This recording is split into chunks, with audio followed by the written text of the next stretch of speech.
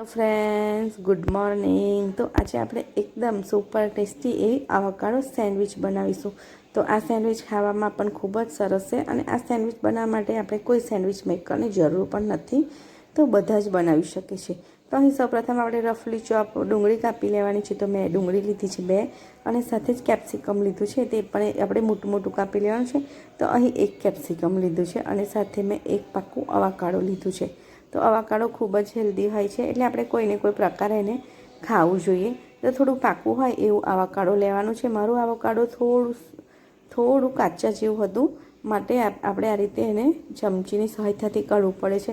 નહીં તો જો પાકું આવોકાડો હોય તો એકદમ સરસ આરામથી એનું છોટલું જે હોય, જે આવોકાડોની છાલ હોય એ આરામથી નીકળી જાય છે.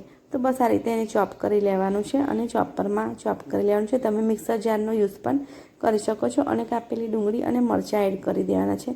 તો અહીં મેં કેપ્સિકમ મરચાંનો ઉપયોગ કર્યો છે અને સરસ આપણે પેસ્ટ બનાવી લેવાની છે. તો એકદમ સરસ અધકચરી પેસ્ટ પણ બનાવી શકો છો અને એકદમ સ્મૂથ પેસ્ટ પણ બનાવી શકો છો. તમારા પર ડિપેન્ડ છે કે તમને કેવી રીતનું ભાવે છે. અને અહીં મેં મરચું એડ કરવાનું ભૂલી ગઈ હતી, માટે મેં પાછળથી મરચુંને આ રીતે કટ કરી લીધું છે. તો આમાં તીખાસ માટે મરચુંનો જ ઉપયોગ કરવામાં આવે છે, માટે તમે 2 થી 3 મરચાં એડ કરી શકો છો અને અડધા લીંબુનો રસ એડ કરી શકો છો.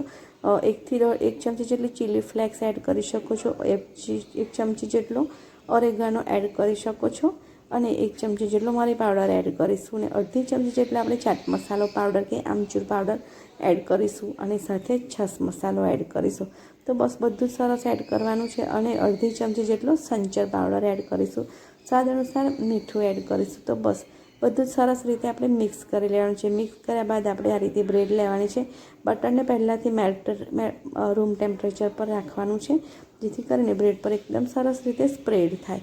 તો બંને સાઈડ આપણે બટર સ્પ્રેડ કરી લેવાનું છે. બટર સ્પ્રેડ કર્યા પછી જે આવોકાડો સ્ટફિંગ તૈયાર કર્યું હતું તે આપણે બ્રેડ પર સ્પ્રેડ કરવાનું છે.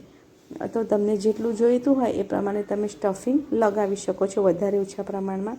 અહીં મેં ચીઝ લીધું છે. તો અહીં મેં મોઝરેલા ચીઝ અને પ્રોસેસ ચીઝ બંને ચીજ મિક્સ કરીને લીધા છે અને ચીઝ તમને જે રીતે ગમતું હોય એ રીતે ઓછું વધતું કરી એડ કરી શકો છો. અને બટર લગાવેલી બ્રેડ આપણે મૂકી દેવાની છે અને ઉપરથી પણ બટર લગાવવાનું છે, જેથી કરીને શેકાય પણ સરસ અને થોડી ક્રન્ચી પણ થાય અને ખાવામાં પણ ખૂબ મજા આવે. તો હવે આપણી સેન્ડવિચ રેડી થઈ ગઈ છે, જેને શેકી લઈશું.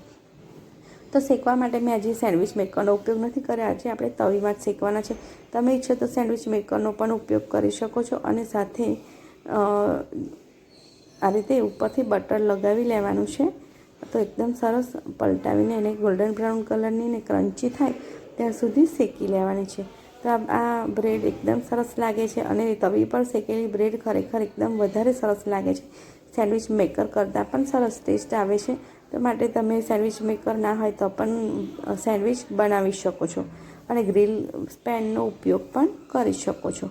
તો એકદમ સરસ એવી ક્રન્ચી આપણી સેન્ડવિચ તૈયાર થઈ ગઈ છે. તો ગરમ ગરમ સેન્ડવિચ ખાવાની ખૂબ જ મજા આવે છે અને આવોકાડો ખૂબ હેલ્ધી હોય છે, માટે તમે આ રીતે સેન્ડવિચ બનાવી અને બાળકોને આપી શકો છો. અને જોઈ શકો છો એકદમ સરસ ક્રન્ચી બની ગઈ છે. તો કટરની મદદથી આપણે એને સરસ કટ કરી લેવાની છે. તો અહીં મેં 2 ભાગમાં કટ કરી લીધી છે અને જોઈ લઈશું એકદમ સરસ એવી આપણી સેન્ડવિચ શેકાઈને તૈયાર થઈ ગઈ છે. તો ગરમ ગરમ સેન્ડવિચને આપણી ચટણી સાથે કે ટોમેટો કેચઅપ સાથે સર્વ કરીશું. તો આ સેન્ડવિચ ખાવાની ખૂબ મજા આવે છે અને એનો ટેસ્ટ એકદમ અલગ જ હોય છે. તો એકવાર જરૂરથી ટ્રાય કરજો. તો તમને મારી રેસીપી સારી લાગી હોય તો લાઇક, શેર અને સબસ્ક્રાઈબ જરૂરથી કરજો અને એકવાર જરૂરથી ટ્રાય કરજો.